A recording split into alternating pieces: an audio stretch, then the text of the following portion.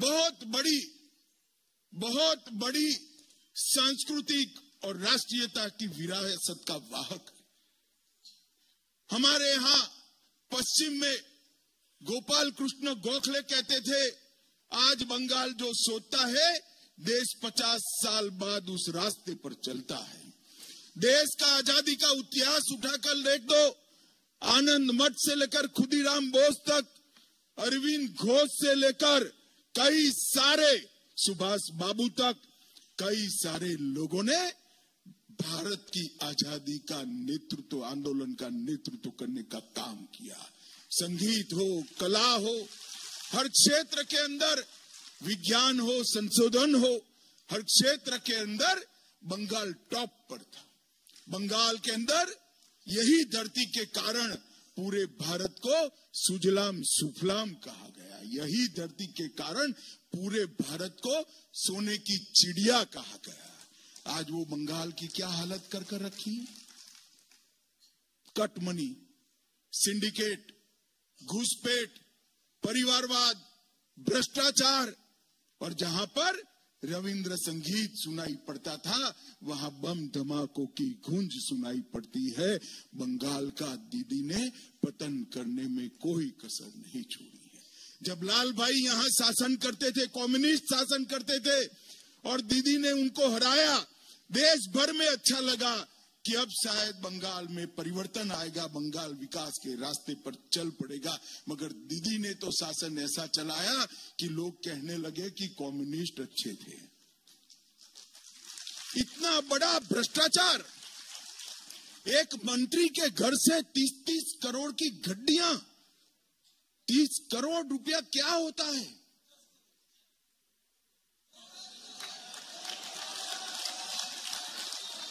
मैं सुधार कर लेता हूं, एक मंत्री के घर से 50 करोड़ की नोटों की गड्डियां, और ममता दीदी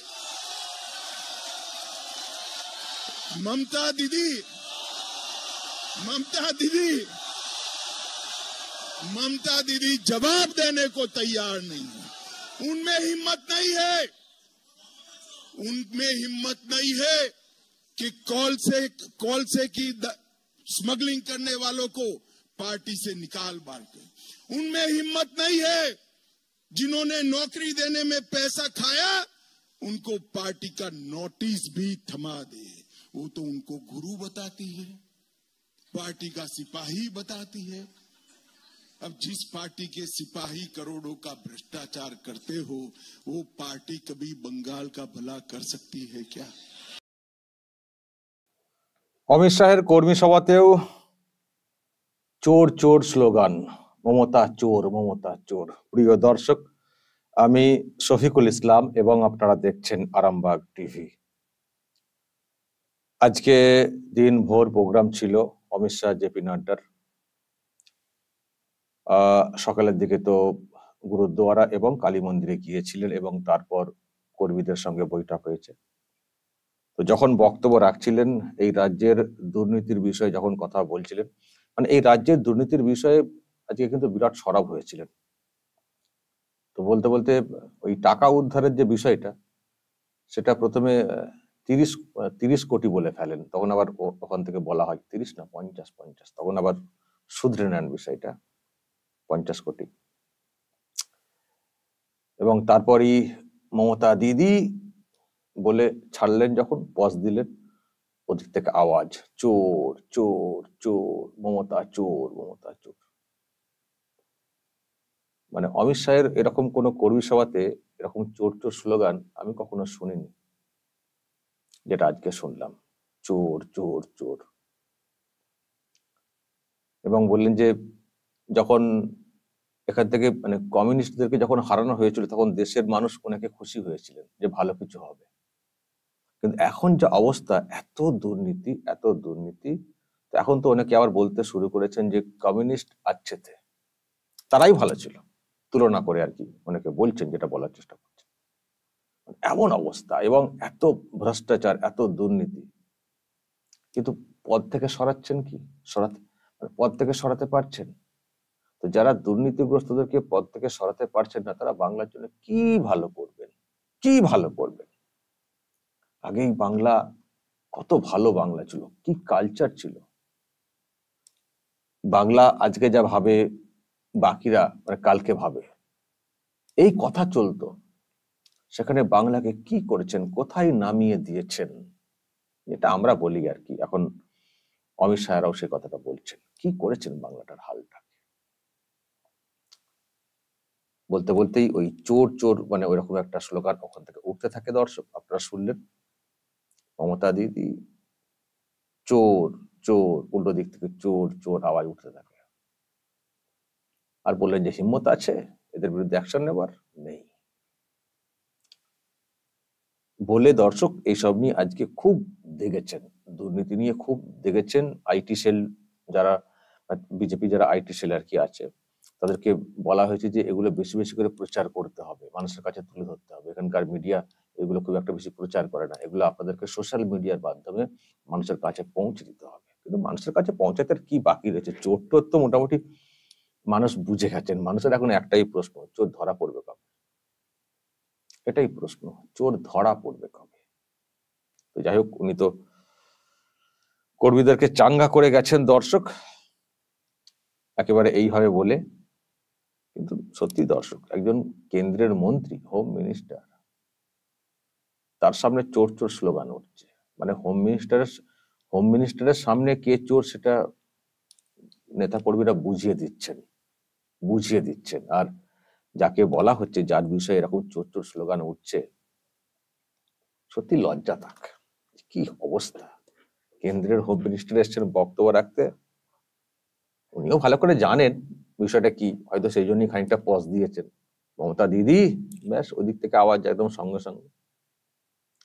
সঙ্গে উনি বলেননি চোর, কিন্তু মমতা দিদি বলে যেই পজ দিয়েছেন, উল্টো দিক থেকে এতটুকু সময় লাগেনি, মানে আনসারটা আসতে এতটুকু সময় লাগেনি, আওয়াজটা আসতে সঙ্গে মানুষের মুখে মুখস্থ ঠোঁটস্থ হয়ে গেছে না এই বিষয়টা।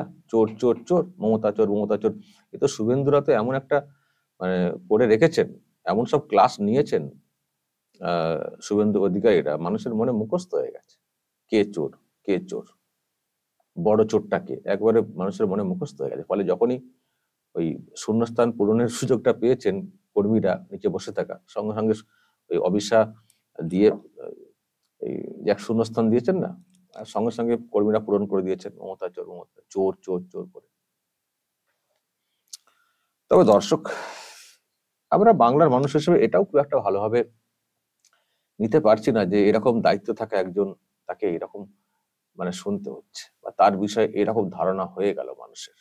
তিনিও তো বাংলার একজন, বাংলার মেয়ে, তো তাকে এরকম শুনতে হচ্ছে। ওই পদে বসে রয়েছেন, বাঙালি হিসেবে খারাপ লাগছে, কিন্তু কিছু করার নেই। চুরি করলে তো চোর তো মানুষ বলবে না, তাই না? চুরি করলে বা চোরেদেরকে প্রশ্রয় দিলে, দুটো জিনিস, দুটো একই। চুরি করলে বা চোরেদেরকে প্রশ্রয় দিলে মানুষজন কিন্তু চোর চোর বলবে না, তাতে রাগ করলে কিচ্ছু হবে না। আর ওই কেস টেস করলেও কিচ্ছু হবে না, মানহানি কেস করলেও কিচ্ছু হবে না। চোর চোর এখন তো আরো সব অনেক কথা বলছেন, হীরক রানী বাই বাই, অনেকে বলছেন। আচ্ছা, অমিত শাহ কিন্তু হীরক রানী নিয়ে আজকে একটা কথা বলেছেন, যে সত্যজিৎ রায় যদি থাকতেন, তিনি একটা এরকম হীরক রানী বলে কিছু করতেন। উনি কিন্তু আজকে এটা বলেছেন। আমি ওইটাতে আবার হীরক রানীর, আমি দেখছি বিজেপি যে সোশ্যাল মিডিয়া যে সেলটা রয়েছে, তারা দেখছি ওর মধ্যে আবার মিউজিকটা লাগিয়ে দিয়েছে। ফলে আমি এখানে ইউজ করতে পারছি না, মিউজিকটা লাগিয়ে দিলে কপিরাইটের ব্যাপার থাকে। তো কিন্তু আজকে অমিত শাহ বলেছেন যে সত্যজিৎ রায় থাকলে এখন হীরক রাজার থেকে হীরক রানী বলে কিছু একটা হয়তো করতেন, এরকম একটা মন্তব্য কিন্তু আজকে উনি করেছেন। ফলে দর্শক, দুর্নীতির বিরুদ্ধে অমিত শাহ আজকে বিরাট সরব হয়েছেন এবং সিএ লাগু করানোর কথা বলেছেন। আইন হবে, অন্য দেশ থেকে অত্যাচারে এখানে আসবেন, ধর্মীয় অত্যাচারে, তাদের পাশে আমরা দাঁড়াবো না হিন্দুস্তান হিসেবে, এটা হতে পারে না, উনি কিন্তু আজকে বলেছেন। আর এগুলো বেশি বেশি করে মানুষের কাছে পৌঁছাতে হবে, এইটা আইটি সেলকে বেশি করে জোর দেওয়া হয়েছে, যে আপনারা এগুলো মানুষের কাছে বেশি বেশি করে পৌঁছান। চোরটাকে একটু ভালো করে বলুন, জোর গলায় বলুন। আর দেখছি আইটি সেল কিন্তু খুব লেগে পড়েছে তেরেপুরে, তারা কিন্তু দেখছি খুব কেটে কেটে সব ছাড়ছে, আমি দেখছিলাম সোশ্যাল মিডিয়াতে। দর্শক কি বলবেন? যদি এইসব নিয়ে আপনাদের কিছু বলার থাকে অবশ্যই বলবেন, নিশ্চয়ই তো বলবেন। যখন চোর জেনে গেছেন ধরে দেখান, নিশ্চয়ই আপনারা বলবেন, বলতে পারেন। তবে আমরা আশাবাদী চোর বা যারা চুরি করেছে বা চোরদেরকে যারা প্রশ্রয় দিচ্ছেন একদিন না একদিন ধরা পড়বেন, আজ না হয় কাল, এটুকু আশা রাখছি। দর্শক কি বলবেন? যদি কিছু বলার থাকে অবশ্যই বলবেন, কমেন্ট বক্সে নজর রাখবেন। আরামবাগ টিভি।